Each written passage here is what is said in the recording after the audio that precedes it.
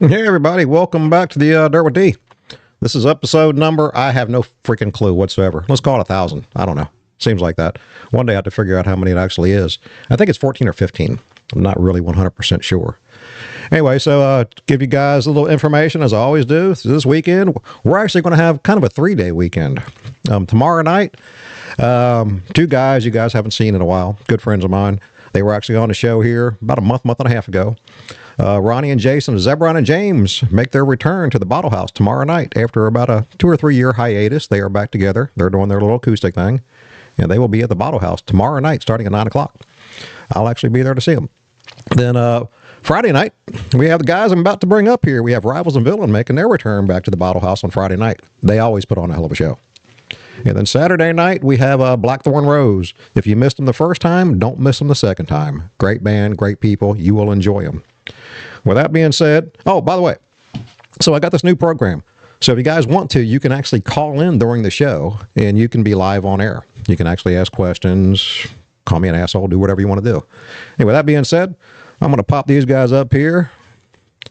So we have Mark and Ben from Rivals and Villains. Hey. What's going on, guys? How are you, man? Ben is the most recognizable guitar player.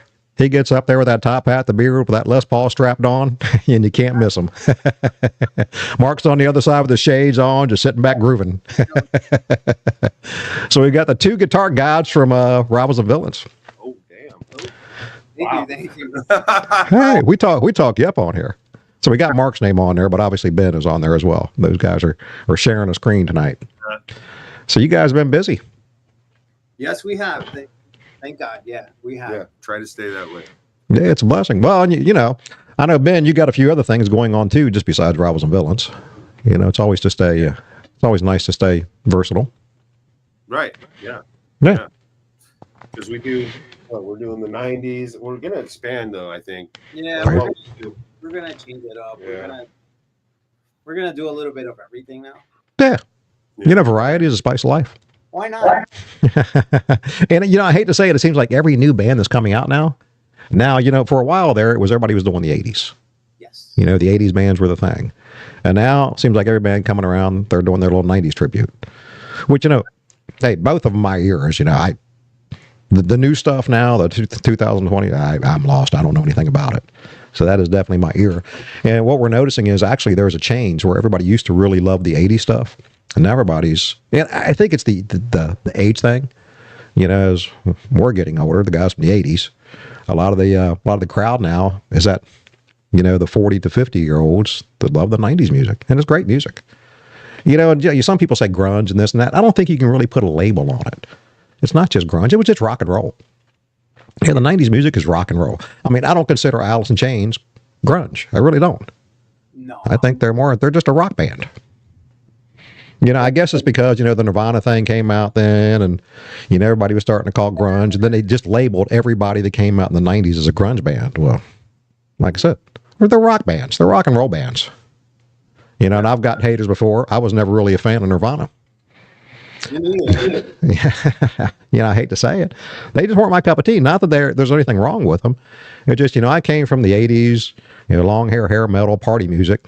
All of a sudden, everybody was wearing flannel shirts, and it's almost depressing. You know, I was up for that good time music, the party music. But that being said, again, a lot of great music came out of the 80s, so I'm not knocking it at all. And even the early 2000s. Now, hey, we all have our own different taste. Variety is a spice of life. Appreciate that. Today, now more than we do back then. Back then, it was like. Yeah. I remember too. I was like, when the 90s hit, I was big into like hair metal bands. Yeah. And Me too. That's my thing. And then when like Nirvana and Pearl Jam came out, like, I'm like, what the hell is this shit? Yeah, Right. exactly. And then it's like after some time, I'm like, kicks ass. You know, I'm like, Yeah. Well, you know, I think once I learned to accept it, and I actually started listening and really appreciating the music, then I didn't mind it as much. But at first, it was like, what fucked up my music? You know? wow. Yeah, we were out there, long hair, having a great time, partying, chasing women, and all of a sudden, these guys are up there on flannel shirts. You know? Yeah. You guys know Russ Rocks? Russ is always the first one. He's the first one popping in there. What's going on, Mr. Russ? Good to well, not good to see you, but good to hear from you. I'm the famous words of Billy Joel. It's all rock and roll to me. Exactly. You got that right, buddy. And that it is. It's rock and roll. I mean, let's face it. It was rock and roll in the 60s. It was rock and roll in the 50s. It's just, people grew up at different times. See, I'm a big, I'm at the age now. I grew up listening to a lot of 70s, obviously, and 80s music. And, I'm a huge classic rock fan. I love classic rock. I could listen to Bad Company and Zeppelin all day long. But I do try to be diverse. In fact, if you pop in my Pandora playlist, it's all over the damn place. Yeah, I got country, I got hard rock, I got mellow rock, I got grunge, I got a little bit of everything on there. It depends on the mood. It really just depends on the mood that I'm in. But that being said, when you guys get on stage, you freaking bring it. You wouldn't believe some of the stuff I have. You wouldn't have heard of some of the stuff I have on my list. I don't listen to any 90s stuff. I go all the way. How about Tori Amos? How about, we were talking about Phil Collins. Yeah, I like Phil Collins too. Right now, actually, the newer music that's coming out is I like a lot of the blues from Germany right now. Mm-hmm. Yeah. From Germany right now. That's what I'm listening to a lot of. So. Yeah. I think in order to really appreciate music, you have to maintain that diversity. Yeah. Hell, I had a dude. All right. I'm going to give my man card away right now. I had a Yanni CD. Remember Yanni? Oh. But you know what? The music was phenomenal. Hey, yeah, I admit it. I still listen to Johnny Cash. I don't do Taylor Swift though. I can't do the bubblegum rock. I can't do it. Yeah. It just you just can't do it. And I'm not a rap fan. I don't like rap. Old school rap. I like old school rap. Yeah, old school rap. Yeah. Like 90s rap. Yeah, exactly. Yeah, 90s rap. Yeah, remember when Sugar Hill Gang first came out? Nobody, what the heck is this stuff? Well, they're just talking. It's rap. And yeah, that LL Cool J back in the old days, that stuff was cool. I love Motown. There you go. Yeah, the Commodores, the Spinners, I love that kind of stuff. So I guess I'm diverse until about 2010, and then my diversity runs out. Yeah. Hey, Russ, you're right. Dwayne is not a Swiftie. No, I am not a Swiftie. But again, I do appreciate a lot of different music. And, the good thing about, for one, the Bottle House, we do try to remain pretty diverse. We bring in country bands. We bring in 90s, 80s. Try to bring in a little bit of everything. So, and that being said, when you guys hit the stage, I know Mike's not with us tonight. He actually, he couldn't make it. Hopefully, maybe he'll call in a little bit later. But when Mike gets up on stage, well, he doesn't get on stage. Yeah. It's 813-293-8317. I'll pop it up a little bit later. But Mike doesn't stay on stage. No. I can't keep track of him. He's all over. He's up there for about 2 or 3 songs and disappears the whole night. He's out serenading the crowd all night long. But that's great because he's getting people into it. He's over there sitting with some people at their table, You guys don't even know where he's at. Right. But that's the bands that do so well. The ones that really interact well with the crowd. Absolutely. And he does that. Mike is phenomenal. Yeah. A good front man, and it's not just the ability to sing. In fact, Russ, the guy that's on here, he's the front man for the Dirty White Boys. It's not just the ability to sing; it's the ability to entertain a crowd.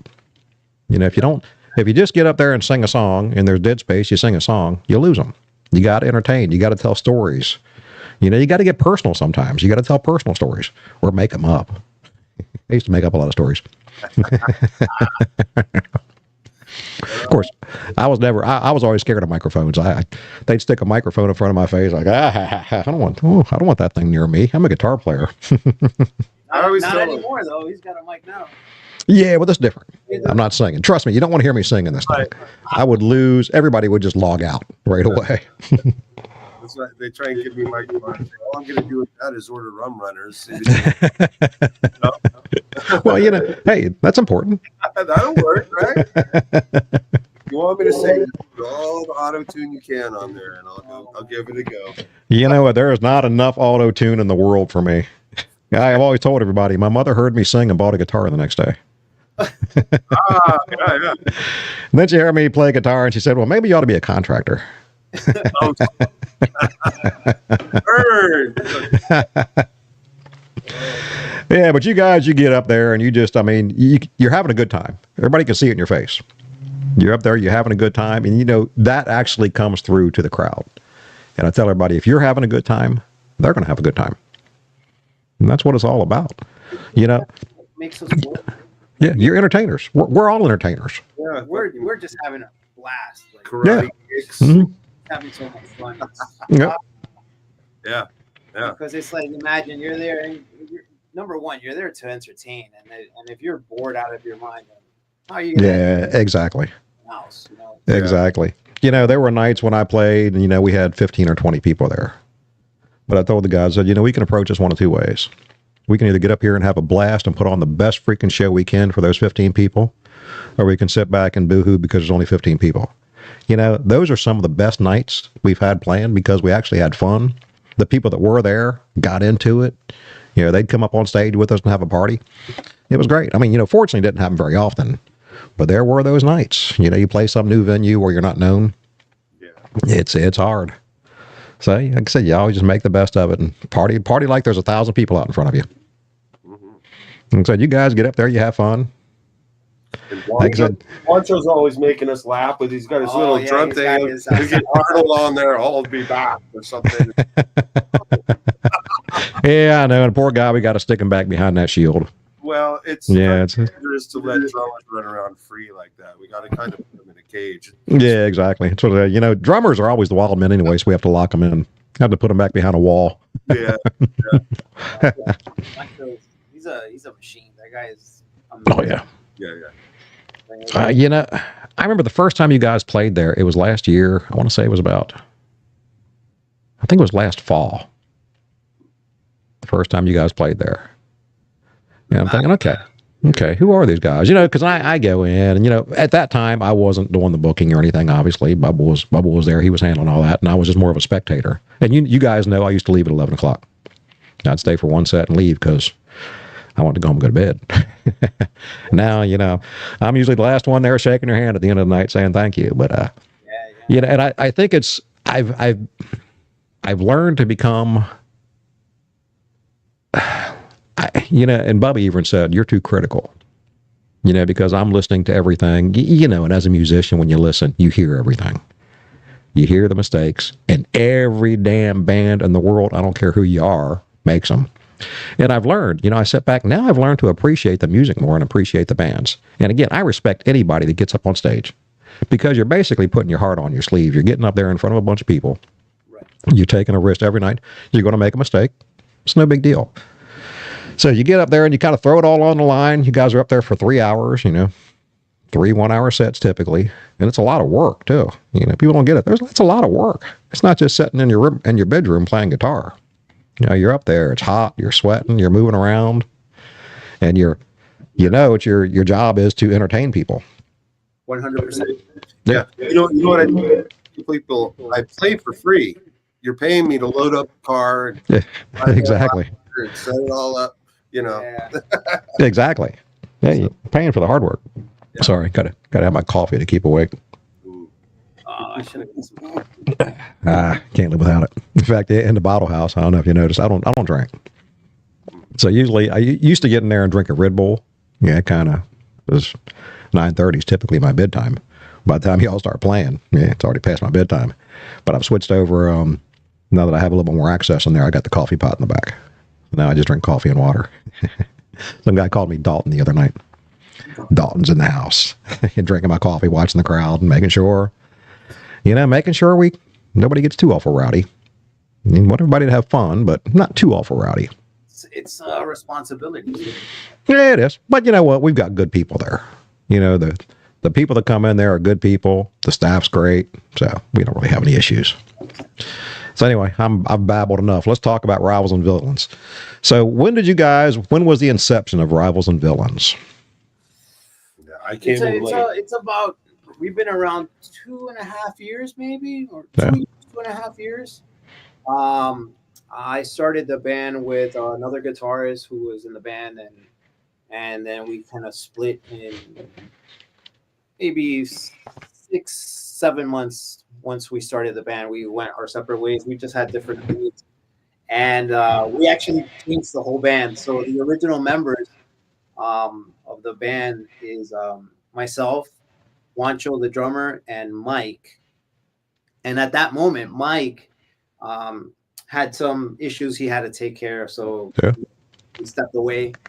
And then we had our other singer, and pretty much what, it's been 6 months, Maybe a little more than that since Mike's been back. yeah, like 7 months. We got Yeah. Mike, and So I came in with the others. yeah, Jeff. We were jamming with some other people, David Taylor, with him, but that didn't work out. So we came over and started doing this, and then and then we've been again. What makes this band work right now is just the chemistry that we have. Like me and Ben and Juan and Mike. It's like it's fun. Yeah. And that's what makes us work. right. That we're just having fun. We're nothing serious. Before with maybe with the other members, it was more serious. It was very emotional. For example, you mentioned like let's say there was times that there wasn't a full crowd, so maybe the singer or somebody they were just emotional that there wasn't anybody participating. Yeah. So he just like bumped out the whole band, and it was like we're like, oh no. But right now it's like the chemistry that we have, and just like the having fun, and I think that's what makes us work. And we've been around like for, like I said, 2.5 years. Well, it's working. Yeah, it's working. Yeah. It's working. I know the first time as you were there, you had a different vocalist. Yeah. And then Mike came back in, but like I said, Mike is he's a madman. The guy just we can't keep him on stage. He's reliable. Yeah. In bands nowadays, yes, reliability is God. There's not many guys. I mean, don't get me wrong. A lot of the guys that come in there, they're reliable, but that's one of the issues that I think every musician has had at one point or another. Trying to find reliable guys that are on the same page, that want to work. I mean, you don't just show up on a gig. You still got to get together. You got to rehearse. You got to learn new music. I mean, you can only play the same stuff for so long before it gets it's outdated and it's boring. Yeah. You're constantly throwing in, He's not just reliable as showing up, but he's reliable emotionally, mentally. Yep. He shows up versus, like I mentioned, other situations where it's like, it's like, oh, you can't say this, you can't say, it's like, that's the whole like concept with the name Rivals and Villains. It's like, if you don't echo someone's beliefs, or if you don't say what the other person says, then you're the person, you're a villain. And if not, he says hi. You're like, hey, what's up? So Mike shows up, and right now we're 100% with him. Yeah. Well, I notice, for me, in my aspect, my job of it, anything I've asked of you guys, no problem whatsoever. Yeah, absolutely. No problem. Yeah, no problem. No worries. We'll do it. Which, I really don't ask that much. Let's be honest. Come in, do your thing, play, entertain the crowd, be happy. That's what it's all about. So you guys have some other things going on. I know, Ben, you're involved in a few other things. Well, right now, Turbulent is the other band I'm in. I used to be in a band called Zero Effect. Yep. And we played at Bottle House before with that band years ago. Yep. That band broke up, so me and the drummer and the bass player, we started Turbulent. But we just recently had to let our singer go, so we're looking for a singer for that band. But we do more of the 80s stuff, more of the like Guns N' Roses and Dawkins and all that stuff. I know. I had you guys booked like in 2 more weeks. I know, but yeah. Johnny B said he talked to you. Johnny B talked to you, right? Mm-hmm. Well, we had to make a little change there. Yeah. Well, that's all right. We played a gig and we saw it and we were like, it looks like a karaoke type deal. We don't want to You can't suck at the bottle house, Yeah, you know what?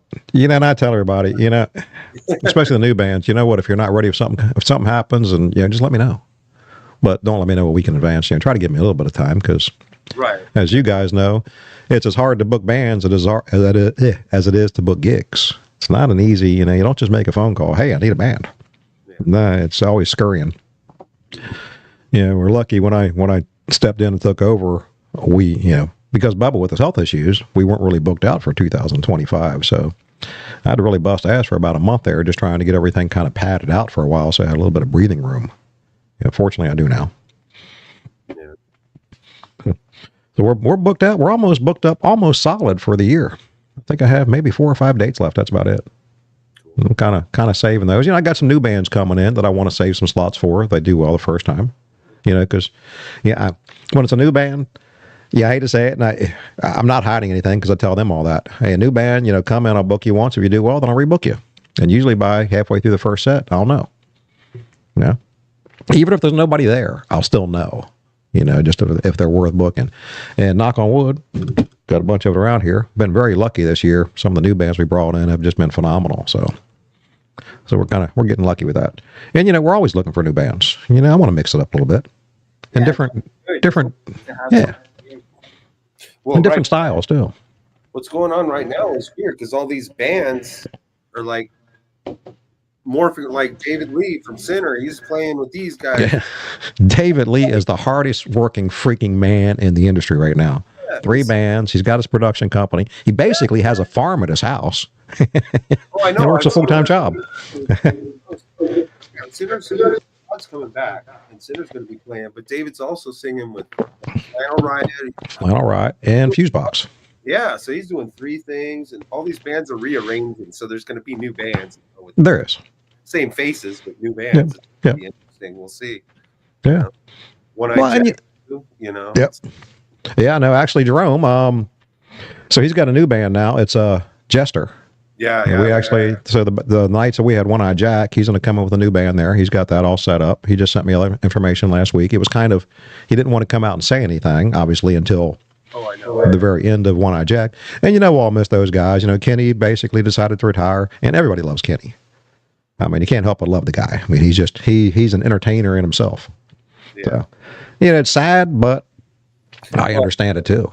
I knew about it early because I'm sharing my Johnny B bass player with him from Turkey. So that's inside. Yeah, I know you're Johnny B bass player. Best looking guy in the band, right? So I mean, there's a lot of bands out there that do mix it up, and guys playing multiple different bands.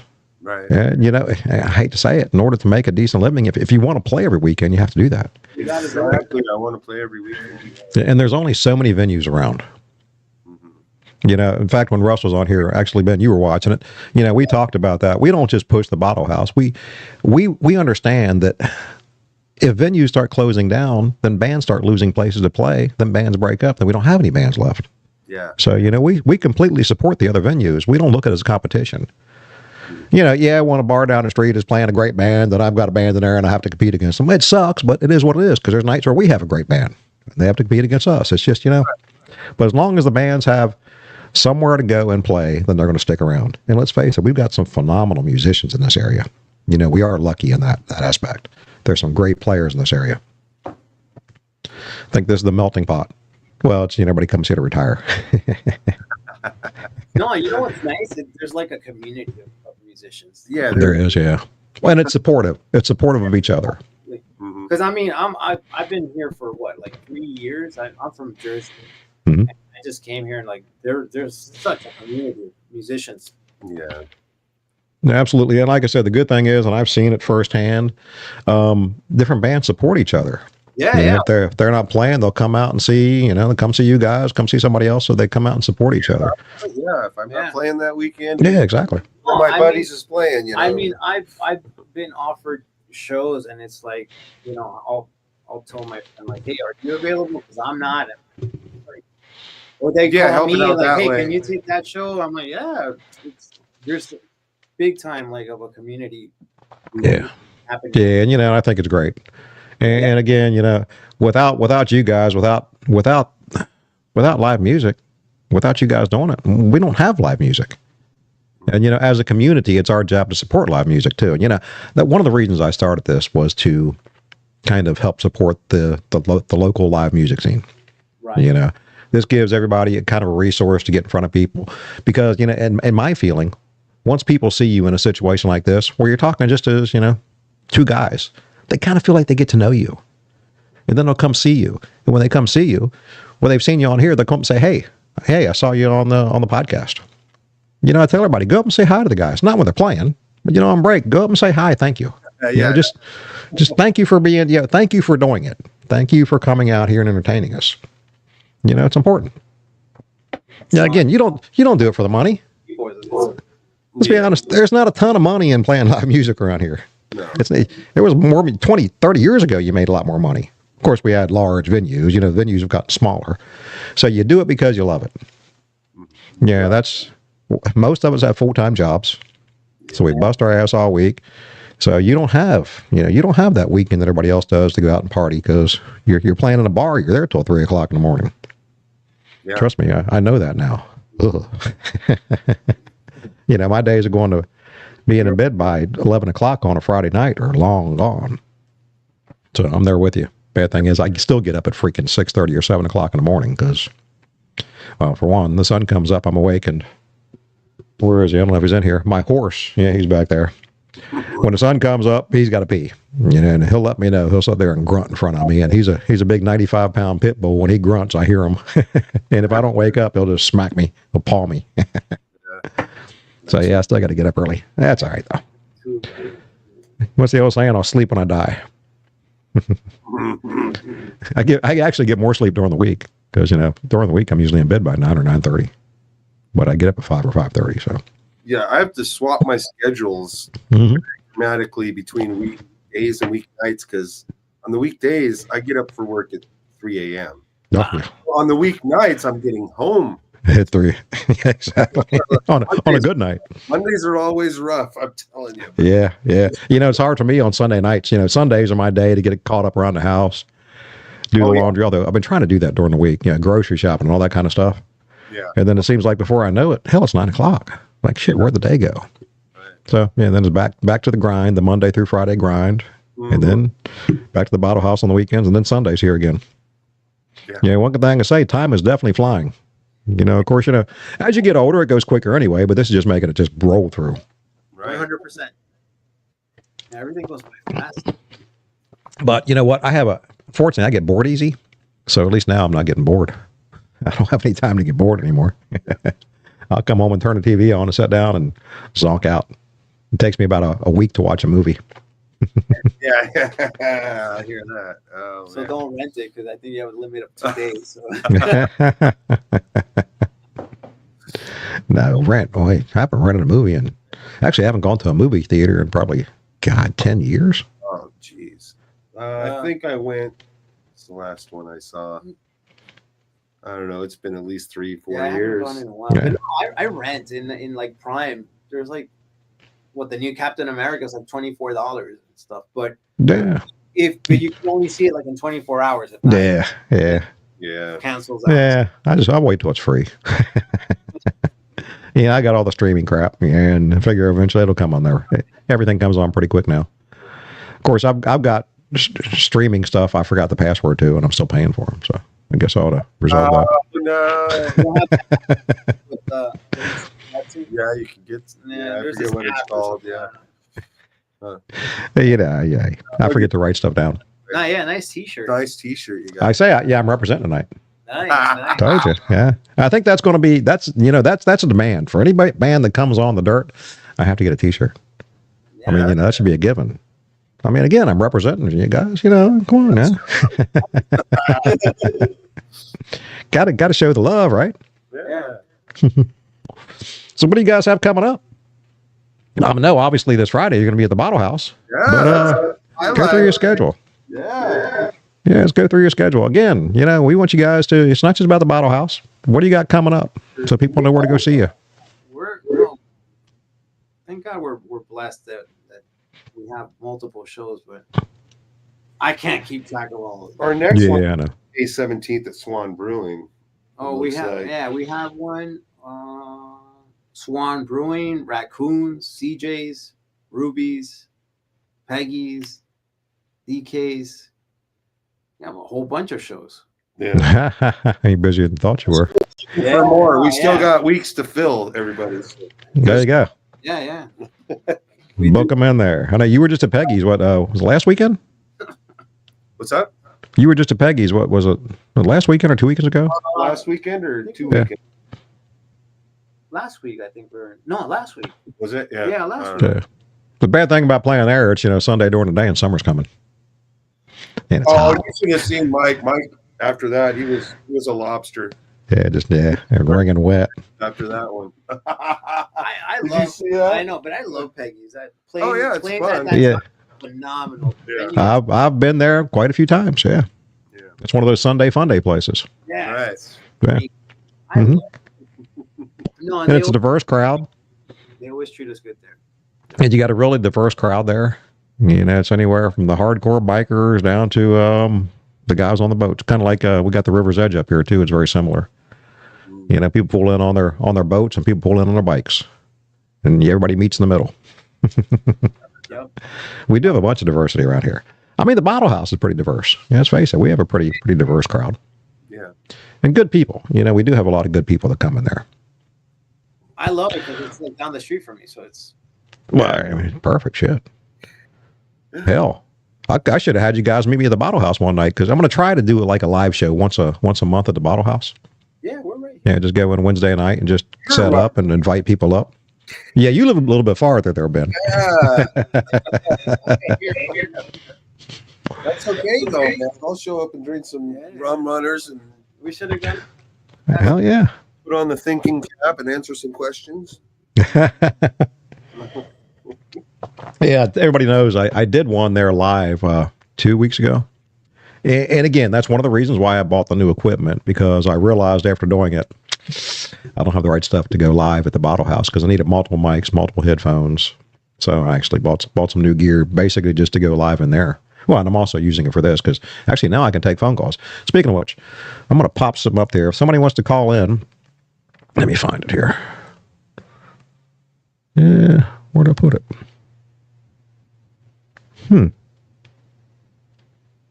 I had it.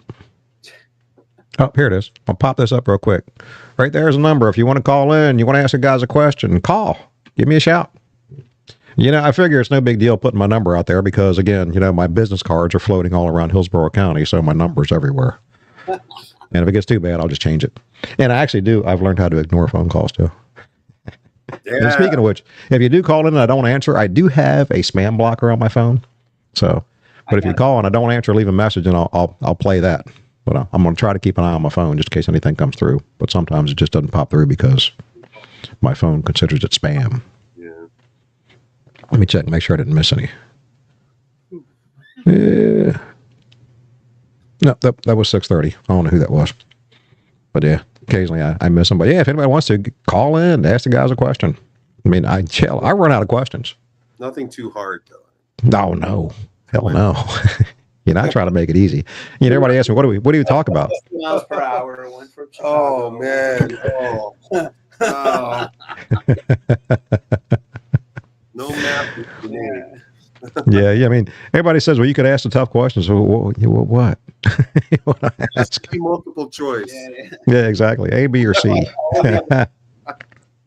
Well, people ask, what do we talk about? Whatever the hell you want to talk about. It's all live. There's no script. I don't ever have any scripts. We just get on here and shoot the bull. Like I tell everybody, it's like 2 or 3 or 4 or 5 guys sitting around the table shooting a bull. That's all it is. Yeah. Sorry. My computer just went down. So you mentioned you play with a Helix, right? Yeah. You go direct. Yeah. Nice. Again, my amps are over in the other room and I just don't even plug them in anymore. It's just so much easier. I plug in, go right in the computer through my studio monitors and bam. I don't have to warm tubes up. And not that I get to play much anymore. I only pick up my guitar like once every, I don't remember the last time I picked it up. I just restrung my Les Paul a couple weeks ago. And I haven't even stretched the strings in yet. So what's that tell you? Wow. So yeah, I mean, Yeah, and people still ask me, why don't you play? Well, I do. I just don't play out live anymore. And now I'm on the other side of the mic, which is fine. I did it for quite a few years, and I don't need. I used to always say, well, I can't stay up that late. Well, now obviously I have to stay up that late anyway. And it's not about tearing gear up and setting up and tearing down, because I still have to do that. I still got to set up everything every weekend at the bottle house. I'm thinking, why aren't I playing anymore? I become a better audience than a player now. And besides, I'm so damn rusty. I've got arthritis. All that old man shit starting to hit me. Arthritis. Yeah, I used to be one of those speed demons, play in the 80s, and I can't do it anymore. I just cannot do it. Well, there's Zeusy. What are you doing, Bubba? Zeus had to come over and say hi. Oh, what? What do you want? I'm ignoring him. But I got he's a big 95-pound pit bull mastiff mix, and his head's about the size of a bowling ball. But the gentlest dog in the world. Doesn't have a mean bone in his body, but don't get wrapped up in my cords. Just lay down. Lay down. Destructive. Yeah. Well, usually, like halfway through this, he's snoring. Oh, yeah? And, it does come through the mic occasionally, because when he snores, Don't you, buddy? What is it? I'm going to see if I can swing down here. Oh, bulldog. Oops, wrong way. Wrong side. Whoa. There he is. Oh. That's my horse. Aren't you, buddy? Zeusy, say hi. Oh. Say hi. He's a big boy. But the gentlest dog in the world. He doesn't have a mean bone in his body. He likes the ear scratching. Yeah. He's my buddy. My co-host. Like I said, normally about halfway through this, he's zonked out snoring. And when he snores, it's like a freaking freight train. They're the best. Oh, he's great. He's great. I swore, I had a dog when I came here, and we were like that. And I swore no more dogs. Well, I guess I caved. It's good company. I feel bad, though, because I'm gone so much. But he sleeps. I get home on Friday and Saturday night. He looks up at me like, oh, you're home. Let me out. Pee. Let's go back to bed. All right. Fat butt. All right. Go lay down. He's alone. Yeah. Yeah. Yeah. But I think he's got to the point now where he's just so used to it. In his breed, in general, they do sleep a lot. Okay. They're either going 100 miles an hour or sleeping. So usually I come home, we get our half an hour of playtime in, chasing the toy, which he'll chase that. And finally he just goes over to his bed and plops down like, I'm done. But he knows when dinner time is, though. I can't be late for dinner. If I'm late for dinner, I get the evil eye. He went and grabbed his, talking about it, so he grabbed his toy. We're not playing right now. It's not playtime. We'll play later. Yeah. And if a toy doesn't make noise, he don't want to have anything to do with it. It's got to do that. Wow. But, all right, go lay down. Go lay down. Go lay down. He's like, That's right. Go lay down. Good boy. He listens. Well, I say he listens. He's coming back. You figure you'd get away with it now, right? No. Go lay down. I'm sorry. Go lay down. I'll play with you later. Yeah, it's great. Having animals is great. Since I was a little kid, I don't remember too many times in my life where I didn't have some kind of animal.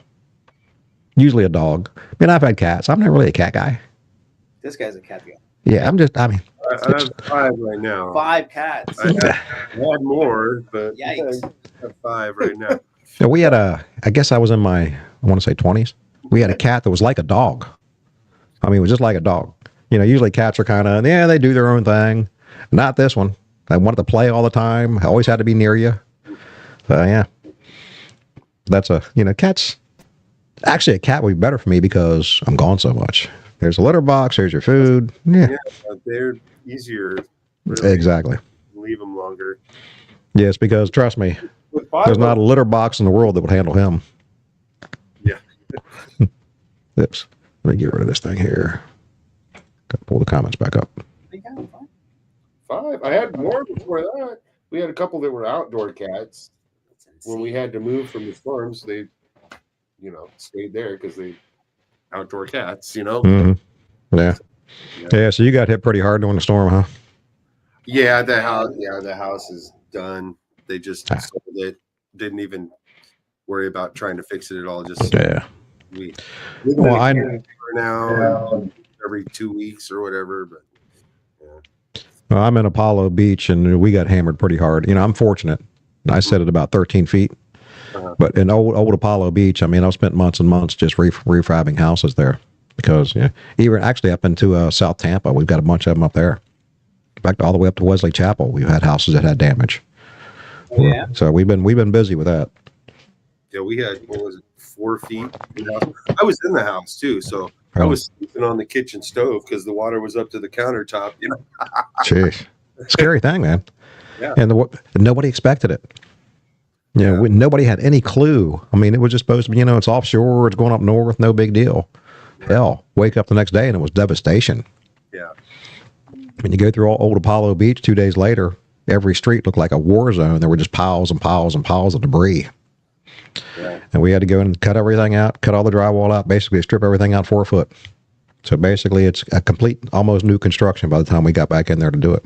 And there's still a bunch of people that haven't even got their insurance money to rebuild yet. Yeah, it's bad. Yeah, it's bad. So it'll be years. And hell, over in across the bay, Madeira Beach and that area, just devastated. Yeah, I've got friends that had houses over there. In fact, a couple of friends that come into the bottle house pretty frequent. I mean, they lost everything. Yeah, my friend, They lost 3 cars, their house, the whole 9 yards. he lost everything. Yeah, it sucks. It sucks. I think we're finally starting to get back to normal, but it's still going to be probably another year or two before we're really back to even close to what it was before. And people are still coming to Florida. Yeah. They're still crossing that border every day, moving to Florida. Mhm. Eventually you got to put a sign up. Closed. No room left. got no more houses. That's like, came in here, I'm like, all right, that's it, no more. Yep. Uh, Yeah, we're full. We're full. Go back to where you came from. Of course, we're all immigrants. How many people do you know that are actually from Florida? Not a couple, but Not very many. yeah. Yeah, it's like when I was in Arizona. Not many people were from Arizona. It was a lot of people that came from California. Yeah. it's so crazy. I grew up in Florida, and I went up to New Jersey for something years. Oh. But I'm from Florida. I'm not from around here. But, yeah. I'm from Reno. To Vegas. Outside Reno of- man. Yeah. How long you been? What, like 9 years, 8 years, 9 years now, something like that. Yeah. Well, I was always kind of a gypsy. Grew up in Alabama. Family's all from Maryland, Virginia. Lived in Arizona. Actually, I lived in Florida 25 years ago for a short time. Went back up north, then went to Arizona. I was in Arizona for 11 years, and I've been here for 12 or 13 years. So I'm almost a Floridian now.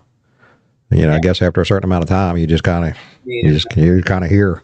Yeah. I beat the rush. Mhm. But my family's all from Maryland, that area. I never felt like that was home to me. It didn't fit. Just didn't fit me. And besides that, I despise cold weather. Literally despise it. Yeah, it's something creeping the windshield. I don't Yeah, miss that working at up all. the car. No. Yeah. I mean, hell, even here in the winter, it's like, damn, it's getting cold. Thinking I'm moving farther south. Key West, here I come. But yeah, I went to Arizona, and I was in Payson, Arizona. So we were at 5,000 feet. Everybody thinks Arizona is just hot and desert. Oh, no. We got snow. It got cold. We were like right on the snow line. Yeah, but yeah, it's strange. Phoenix is like at 800 foot above sea level. Phoenix. We were at 5,000. Phoenix. Oh yeah, Phoenix hot. Yeah, it's 110 or whatever. Oh yeah. Yikes. No, I was down there a few days because I had my company out there, but I still had to go to Phoenix quite a bit to pick up material. And yeah, 118 degrees is hot. I don't care what anybody says. Yeah, it's a dry heat. Yeah, we'll stick your head in an oven at 120 degrees. Right. That's a dry heat too, and it's hot. And the bad thing is, you don't realize it because you can't tell you're sweating because it evaporates. So that's why so many people that aren't used to the area get heat stroke and everything else because they just don't realize how bad it is. But yeah, we were about 15 or 20 degrees cooler. In fact, at nighttime where I was at in Payson, it would drop down in the 50s in the summer because, the humidity's low, so it would cool off nice. But during the day, it got hot. That sun is hot. Yeah, there's no other way to put it. It's hot. And here, everybody, all my family up north says, well, it gets so hot down there. So, but it doesn't really get any hotter than it does where you're at. I mean, at least where I'm at, we kind of have the sea breeze. We get a little bit of that cool breeze. But up in, you get up in Maryland, central Maryland, it's stagnant. No air movement, just hot and humid. So I'll stay here. Yeah. Everybody asked me when I'm moving back up there. I said, yeah, well, you can bury me there, but until then, I am where I am. Florida's home. Yeah, I love And yeah, so do I.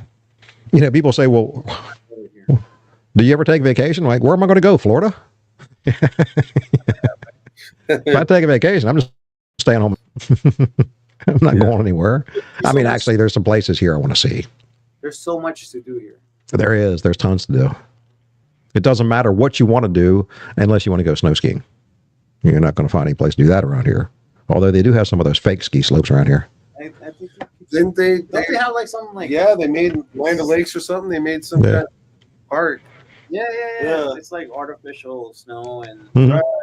yeah. Yeah. When I was in Arizona, see, I like being around water. Not that I have to live on water. I just want to be able to get to it easy. Well, in Arizona, we had some beautiful lakes there, but in the summertime, you can't get close to them. I mean, there's just thousands of people that you can't even get close to them. So I decided, when I decided to relocate, I had friends here, and it's close enough to my family on the East Coast, but not too close to my family on the East Coast.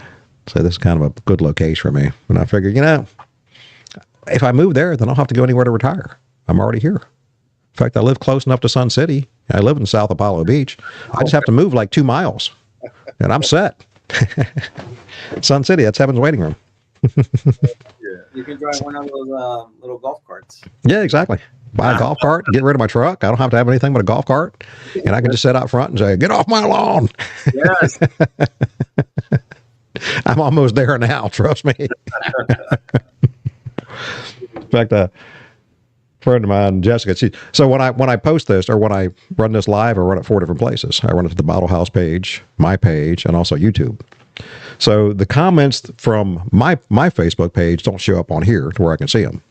So I've got multiple computers up so I can see everything. And Jessica Barnum, Tim, Tim Morrell.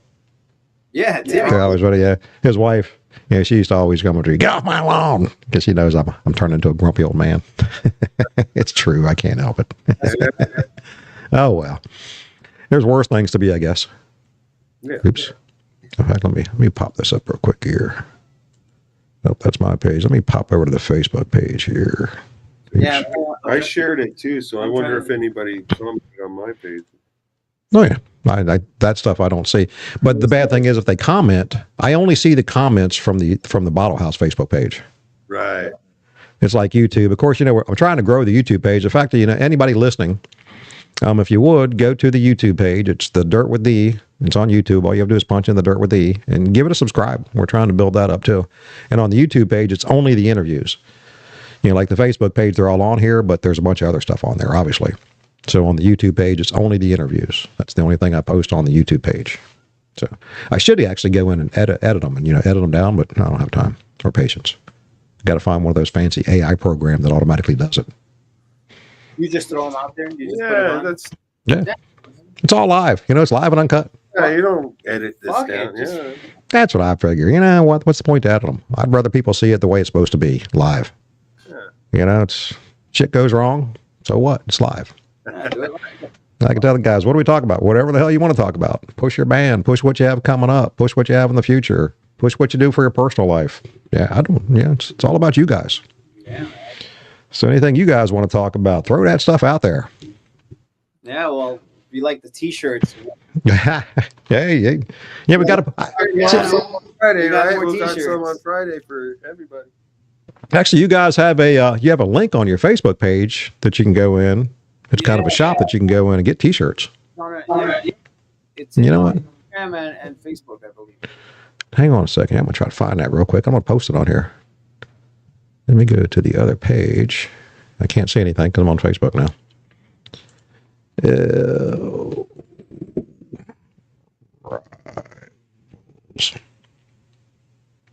Come on. Rivals and Villains.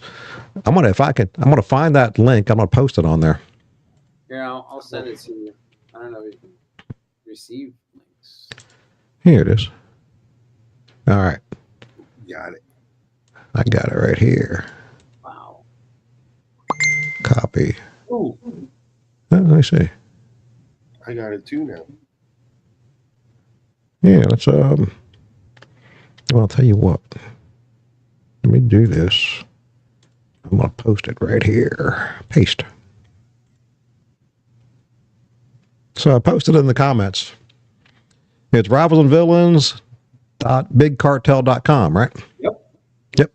So it's on the comments. If you guys want to go in, they actually have what do you guys have on there? You got t-shirts, you got tank tops.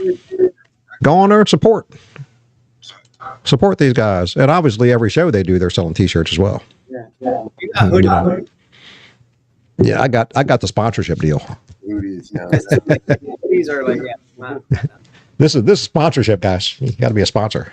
Yeah. Sponsor. Hey, I make sure there's a check there for you every night when you're done playing. It's kind of like sponsorship. There you go. And we plug you guys. Plug. In fact, yeah, you guys do a good job, on the advertising for the upcoming gigs. Tell the bands, help me, post stuff on your page, share stuff to me. I'll put it on there. You guys are always great about that. Sharing that stuff around, because the more we can get the word out that you guys are coming to the Bottle House, the better it is, or any place for that matter. Oh yeah. I'm sure you do it every place you play, and yeah. Today, actually, all over the. Yeah. I sent out all the invites to everybody. Yeah. Yeah, perfect. We're all like on all the groups. Yeah. I try to keep up and do as much as I can during the week, but obviously work full time. When I get home in the evenings, I try to, whenever I can, get on there and post some stuff, but not always the easiest thing to do because I get home and get sleepy and I spend a lot of time in my studio, but there's sometimes I just don't want to be in here. Yeah, I've got a TV in here, so I can come in when I'm in here working. I can turn the TV on, and usually Zeus is in here laying at my feet somewhere. But sometimes I just want to kick back on the recliner in the evening when I get home because I'm tired at the end of the day. Yeah. I do. I'm in construction. I do kind of. I work and sweat. Yeah. Oh, it's up there twice. Okay, yeah, posted it from the Bottle House page. Also, the Dirt with D. Cool. So yeah, go support the guys. Get a T-shirt when you're at their show. Get a T-shirt. When you see that tip cup up there, throw a couple bucks in there for the guys. Show your appreciation. Yeah, thank you. Yeah, absolutely. Like I said, without guys like you, people, what are you going to do on the weekends? If you don't have a band to go see, what are you going to do? What are you going to do? Sit on here and watch me do some stupid podcast? No, go out and support the bands. Support live music. All live music. I don't care if it's rock, country. It doesn't matter. Get out and support live music. Support your local venues. There's people that come on here and watch that don't live in this area. But wherever you're at, go support your local venues and local musicians. Yeah. And like I tell everybody, without your support, the people listening, without your support coming out and seeing these guys, well, they're going to stop playing. If there's no places left to play, they're going to stop playing. So we got to get out and support them and show them love. And like I said, when you're there, hoop and holler and applaud and make sure the guys know that you're enjoying yourself. If you like the band, show your approval. Introduce yourself. We always like to meet, all our. Well, that's what I tell everybody. Come on and say hi on break. When the guys are on break, don't be shy. Go up and say, hey, just want to thank you. It doesn't have to be a long conversation. Just go up and shake their hand and say, appreciate it. Appreciate what you guys do. I know myself being there, it means a lot. It is. Yeah, it does. So many people, and they're like, I'm like, oh my God, yeah. I finally see your face. We talk all the time, like, hey, I'm like, I met this one guy, Jeff, and I'm like, oh my God, Jeff, yes, of course. It's like you meet so many people. I think some people are just intimidated. Well, I don't want to go up and talk to them. Why not? They're human. They're just like us. Yeah. It's not like you're not going out and seeing, you're not going up and seeing Judas Priest where you can't get close to them. These guys are just average Joes like you and I that play music. Go up and say hi. Just say thank you.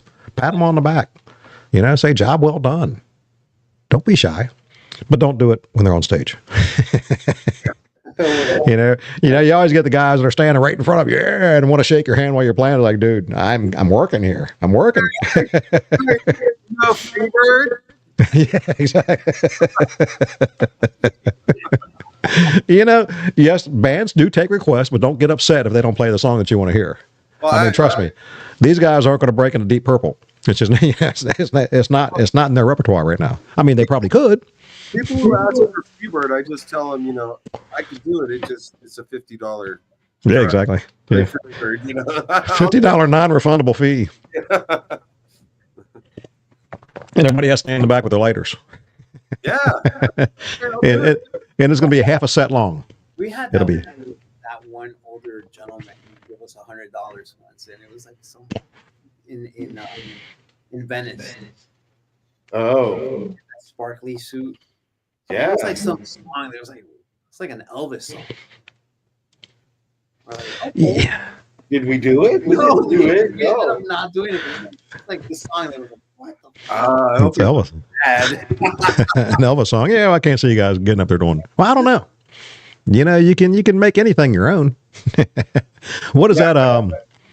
Somebody just did a cover of a Johnny Cash. I forgot who it was. They did a hard rock cover of Recently?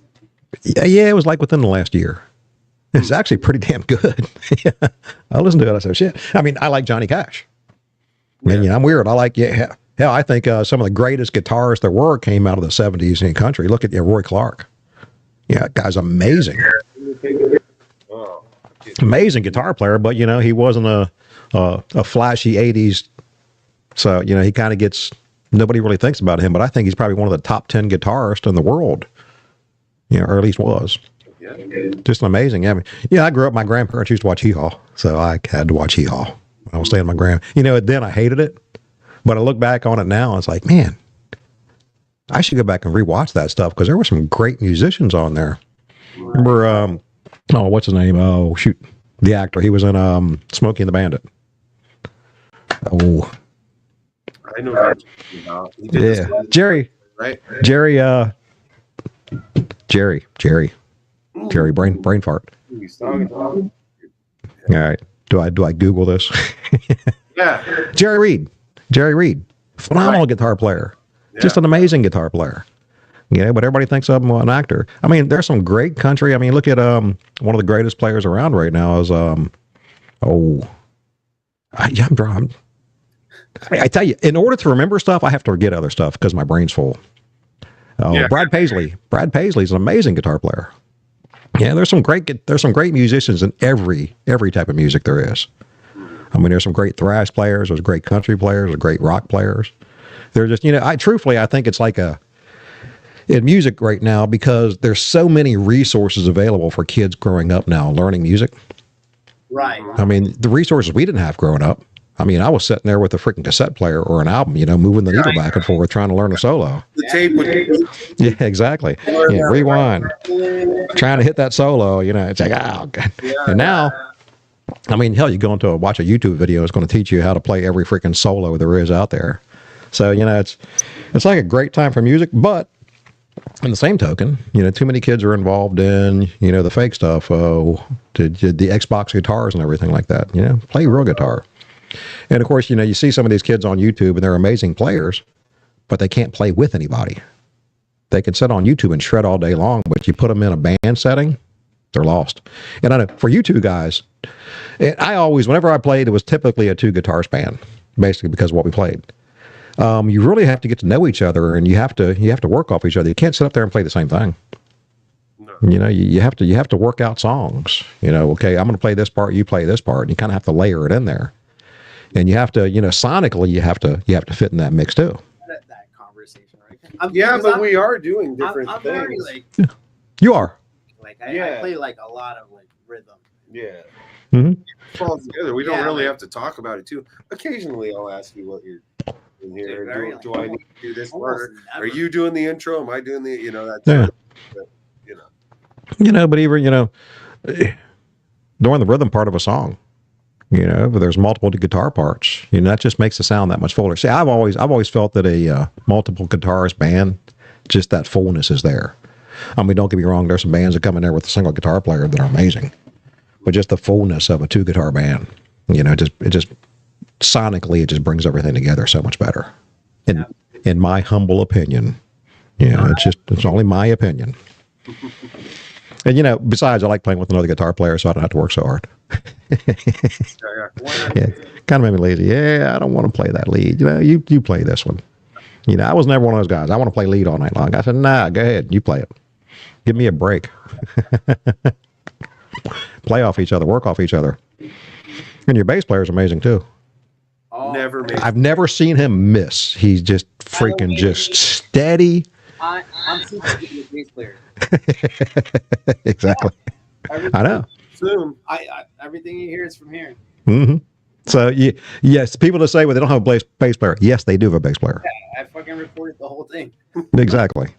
So yes, Rivals and Villains does have a bass player. Yeah. He just, you know, Mark hasn't figured out how to play both of them at the same time yet. Yeah.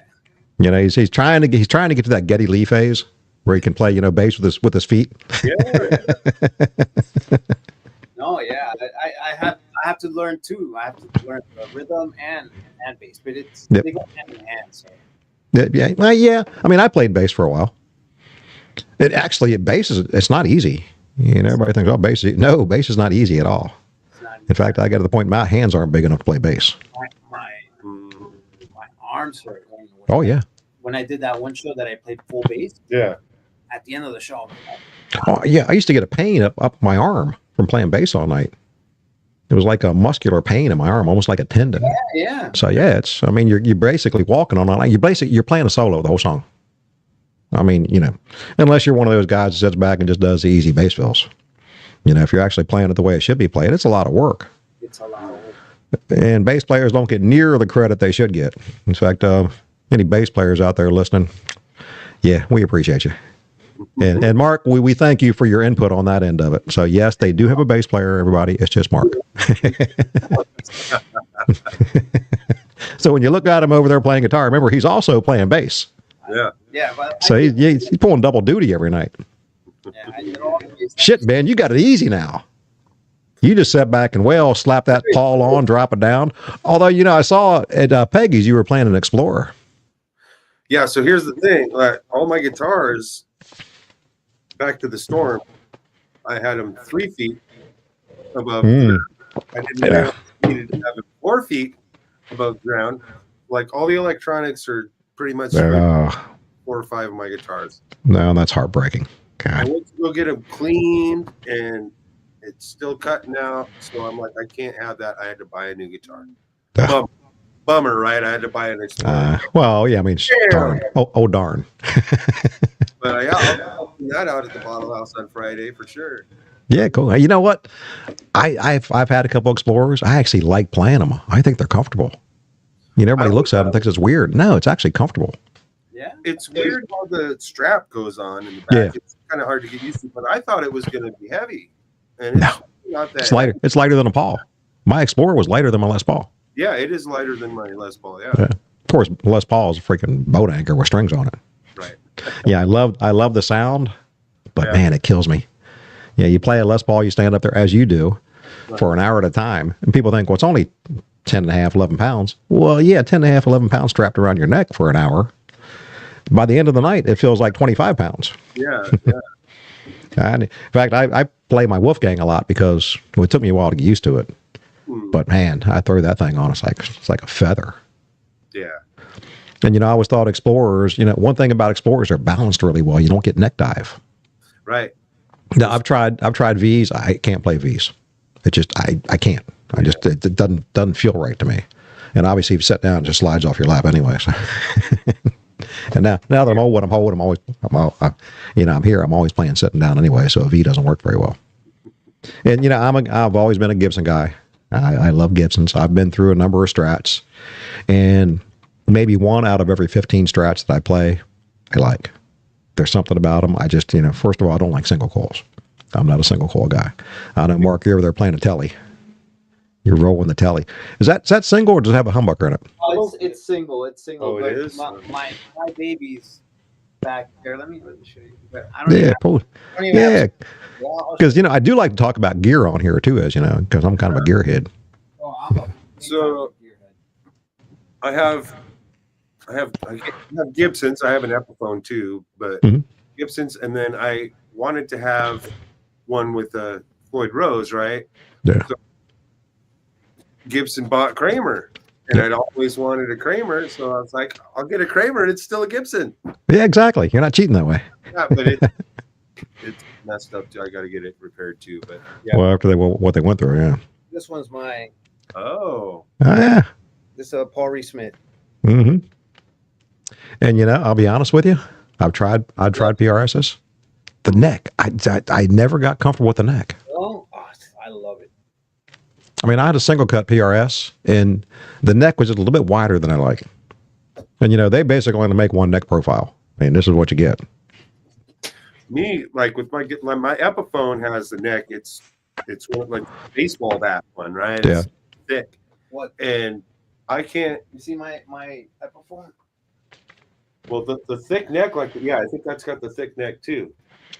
But after a set, no, this is a little thinner than my Epiphone. Oh yeah. But after it was Yeah, set, my hand is. Oh yeah. So if I buy a guitar, it has to have the slim taper neck. Yeah. That's It's why like the 60s profile necks. Yeah. This year, they had the Explorer had the slim taper neck, and I was like, finally, I get one. I thought so. I wanted to get a Jackson. I wanted to get a Phil Collins Jackson. One of the PC ones. Until I wrapped my hand around the neck. Yeah, it's different. I don't see how the hell he plays it. It literally is like you're holding literally like a baseball bat, the thick end of a baseball bat. Like I'd have to take the neck off, put a new neck on to be able to play it. Yeah. So. And of course, back in the '80s when I was playing, we all had to play the Super Strats. If you get up on stage with a Les Paul, everybody looks at you like, "What are you, 90?" I know. I know. So I always had the Super Strats back then. I played a lot of Kramers, and that's just what you had to do.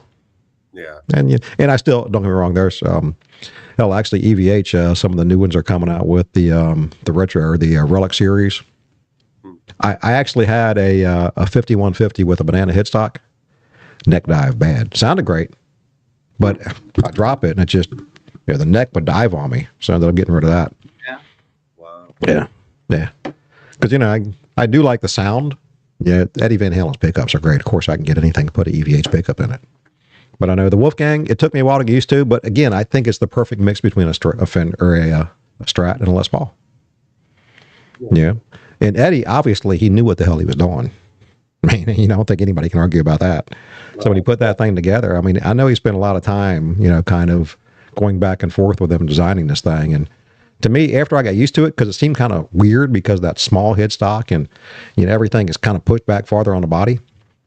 It felt kind of weird at first. Once I got used to it, it's a dream to play. The neck's phenomenal. I like unfinished necks. I don't like finished necks. That's the bad thing about the Les Pauls. In fact, every time I get one, I think I'm going to sand the neck down. But I don't want to do it because I don't want to devalue a Les Paul. So I keep thinking, sand it down. Because they do get, yourself, you're playing, they do get kind of sticky. Yeah. The necks do get kind of sticky on them. That's the one thing. Well, actually, two things I don't like about a Les Paul: the weight and the neck. Although Dan with Nobody's Fool, they were in there last weekend, and he's got a custom shop that's been weight relieved. And you think you lose a lot of that tone, but man, this thing sounds amazing, and it weighs less than a Strat. He handed it to me, and I'm like, oh my god, this thing's like a feather compared to mine, and it sounds phenomenal. Sounds great. Yeah, and he's a gearhead too.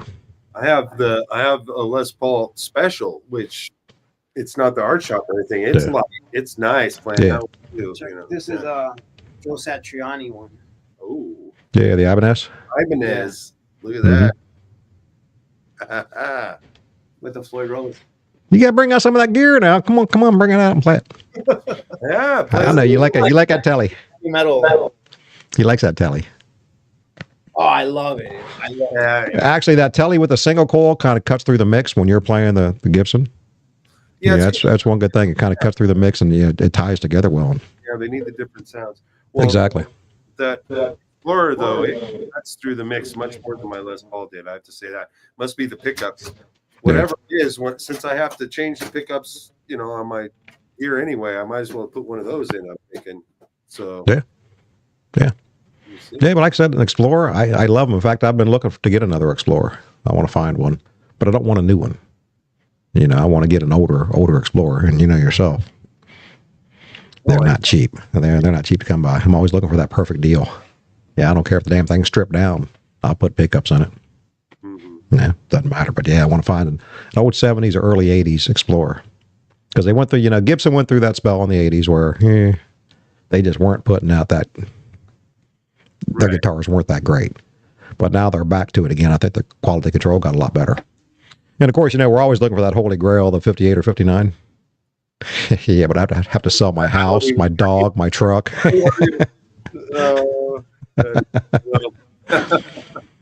That's a rich man's game. That's something you buy, hang on a wall, and you don't ever touch it. You just hang it on a wall. Actually, don't even hang it on a wall. You put it in a freaking safe.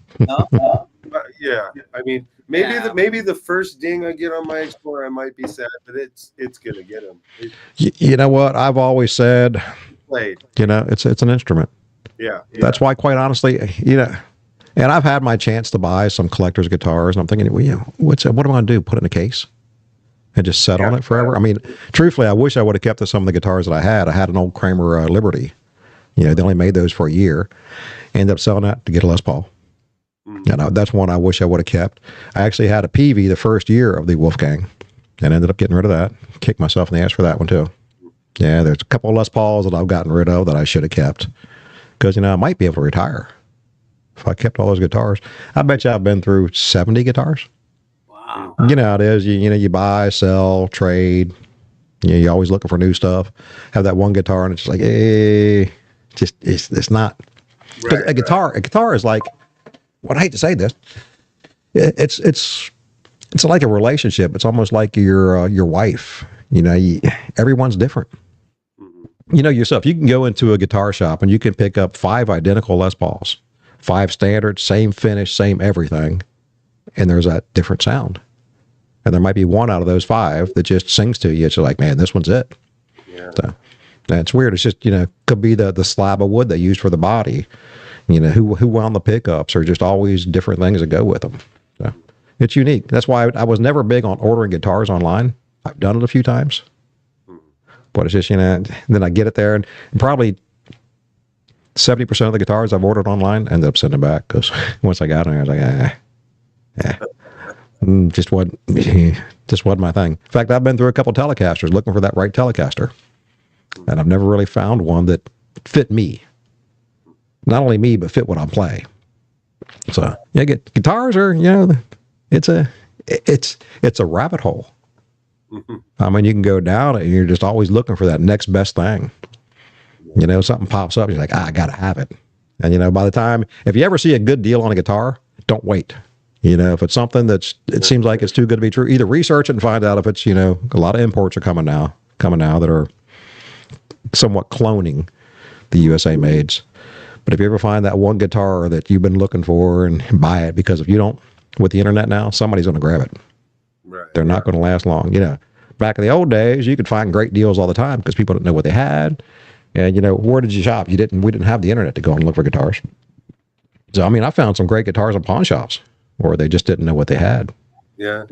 That doesn't happen anymore. Right. Unfortunately, those days are gone. Yeah. Now you got to spend big bucks. Listen to the pawn shop. Yeah. Fucking phenomenal. Mm-hmm. Yep. Those deals just they're not there anymore. And trust me, if I'm out riding around, if I'm at work and I'm on the road, if there's a new pawn shop, I might swing in just see if they have anything. And so far, I haven't found that guitar. They're not out there anymore. Because everybody's selling them online now, and everybody researches and finds out, hey, this is worth money. Yeah. I can charge more for this. I mean, the best thing I've done is, I've always tried to, if I do a trade or anything, I always try to trade up. And that's getting hard to do now. Yeah, that's how I got that Peavey, Peavey Wolfgang. I traded for it, and like a dumbass. In fact, I don't know if you know Ronnie Zebron. He used to play it a lot. When I told him I got rid of it, he's like, dude, why? Oh, no. Why'd you get rid of it? I mean, it was a great sounding guitar. I said, yeah, well, I've never claimed to be smart. I've done some stupid shit in my life, and that was one of them. Like I said, there's some guitars, probably a half a dozen of them, that I think back on and go, wow, why did I get rid of that? Yeah, I should have just kept it, because now it'd be worth some money. What I'm trying to get right now, and it's like, I don't know, because it's like, I love it so much. It's my my Mesa Boogie triple rectifier. Uh-huh. But it's like, I'm It's like I got sentimental like attachment. I'm like I know, but the bad thing with that is, where can you take it out and play it? so heavy. Yeah, and where can you can't open it up anywhere. No. I mean, hell, you blow the glass out of the bottle house. Come on, You know, those things they're beast. I have a 412 cab. I don't use it anymore. Yeah. I mean, it's gotten to the point now, you come into the bottle house with 20 water. That's all you need. I'm going direct. Yeah, exactly. A lot of guys are going direct now. You know, it's so much easier. Come and plop it down, run direct. You know, you can get an F4FR just to run it through, so you have some stage volume. But yeah, I mean, a lot of musicians are getting older now, and they don't want to hump around half stacks and all that shit. Man, it sucks. It sucks. Yeah, I don't want to hump around that gear anymore. You know, back in the old days, back when I was playing, everything was huge. I mean, our freaking PA, it was 12 foot, 8 foot tall each side of the stage. Right. Yeah, that's back. Of course, you know, we had the 36 channel boards, and you know, everything was, yeah. Now you come in with a freaking laptop. You know, a speaker this big that sounds like, you know, a freaking wall of speakers now. Wow. And yeah, I mean, with the Kempers and the Helix and the Fractals, I mean, they sound phenomenal now. And I was always one of those guys. I don't like that digital stuff. I'm going to stick with my. But I caved. It's so easy. Everything's right there. Anything I need is right there. So, Yeah, you know this guy. He just popped on here. What's up, Ricky? Happy anniversary. what's up, man? It was Rick and Veronica's anniversary. Oh, happy Yeah. anniversary. Yeah, I know. I don't know. I mean, I think somebody paid her to marry him. I always tell him that.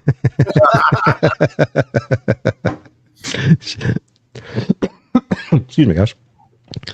All right. So it's 8:21. We've been on here for an hour and 20 minutes. What do you guys think? I think I got to get up Yeah, at 3 o'clock in the Reynolds. morning. I know you get up early. You get up earlier than me. 3 o'clock. That sucks. I mean, usually I'm waking up at 3 o'clock, but just to go to the bathroom and go back to bed, get another 2 hours of sleep. So I'd say I'll be thinking about you at 3 o'clock in the morning, but hopefully I'll be snoozing. You'll be dreaming about me. Yeah, but what time? You probably get off earlier than me, though. Oh yeah, I'm done 12:30, 1 o'clock usually. Yeah, that's right when I'm getting into the good sweats. I just have to early Thank you. deliver air conditioners to the construction site, so I have to deliver it before all the crews get there. So, Well, you know, Rick's an AC guy. He's a heating and air conditioning guy. well, I don't really know anything about it. I just draw. No, it up. neither. No, no, keeps my house cool. Yeah, I know how to push the button. And when it breaks down, I call my friend. Hey, don't work. Come fix it. I said, give me a chunk of wood and a saw, and I'm good to go. There he is. Now we recognize him. Yeah. Like I said, Ben, you're probably one of the most recognizable guitarists on stage. I mean, the beard, the hat with that Les Paul strapped on. Well, recognize the Explorer now, right? Who's the new guy? They're gonna say. Oh yeah, exactly. Yeah, who's this guy? Haven't seen him before. But it still says Gibson on the headstock. It does, yeah. So you'll Yeah, that's what matters. Yeah. And they sound great. They do sound great. Yeah. And it's a break from the Les Paul because it's a little bit lighter than a Paul. It is. Yeah. And you know, I think the way it sits on there, it actually balances out pretty well. Like you said, once you get used to the strap configuration on those, they actually set pretty nice. I never did wrap my strap across the horn. I always left it behind. Yeah. A lot of guys do that, but to me, it pulled it too far into my body. I didn't feel comfortable. So Well, I'm swinging it. I have to learn different stage moves too, because the Les Paul. that's true. Yeah. On my knee, but I do that with the Explorer. It's just going to slide. You know. Well, you know, you do have to be careful because we have that TV up behind there. And you know, we were talking about David here not too long ago. So yeah, he actually he bit one. Center was playing about a year. What was it? A little over a year ago. And David was doing his David thing. I mean, he just big guy, and he's just freaking getting into it. Comes up and crash, broke the TV. He's like, "Oh my god!" I said, "Dude, that is freaking rock and roll. You can't get any more rock and roll than that." Yeah, so he bit one of our TVs. That's all right. It was easily replaced. Well, not easily replaced. What's that? Was the bass okay? Yeah, the bass is okay. Okay. TV didn't fare so well. I said, well, you know, you don't get advertising on that side of the stage for the rest of the night. I know he felt bad. I was like, dude. But that's back. See, before our stage, I rebuilt the stage a little over a year ago. we had two like big humps, and I actually cut those down, made everything flat, and made it a little bit bigger too. So there's a little bit more stage room now. Yeah, so it works a little bit better now. Yeah, so yeah, we got more stage space now, so we can fit a 5-piece in there comfortably. We'll be up there Friday doing karate kicks for You will. These guys will be. Well, they will be at the Bottle House Friday Night Live. They're going to kick ass like they always do. I mean, you guys. What can I say? You bring it every time you're there. No, Rick's at the restaurant. Are you buying her dinner, Rick? Are you buying your wife dinner? You better be buying her dinner. At the restaurant. Yeah. Rick's a trip. I tell you, one of the best sound men around.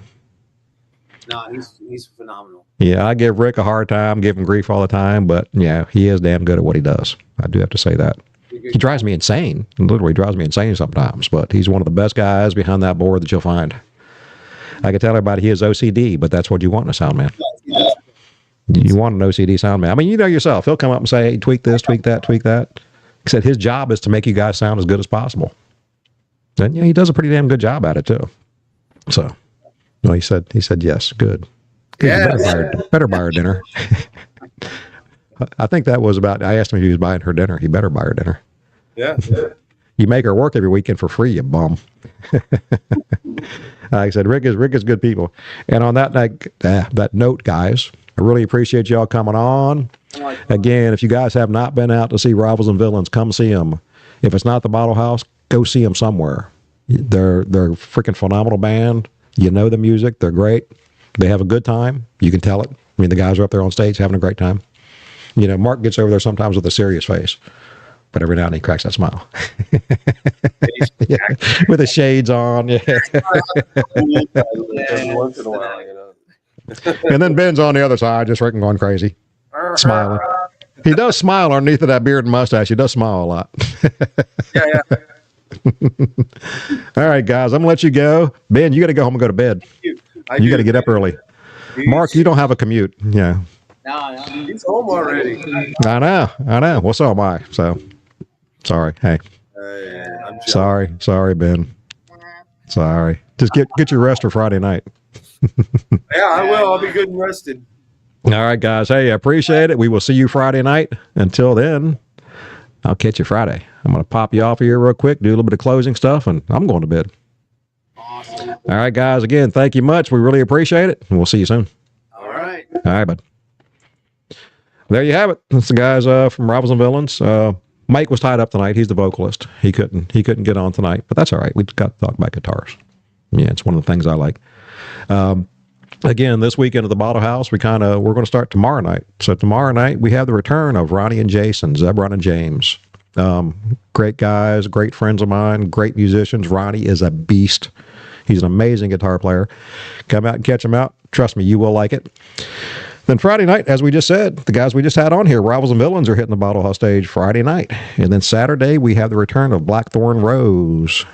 Roxanne and the guys are going to come and just tear it up. They did their premiere show back in, I think it was January, and they were phenomenal. So we got them back again. You don't want to miss them. Again, keep in mind, support local live music, or just support live music. These guys come in every weekend. They bust their ass to show you guys a good time, show some appreciation. Like I said, go up and thank them in between sets. You know, throw a couple bucks in that tip jar. They do appreciate it. And on that note, guys, we are out of here. I'm going to bed. Good night.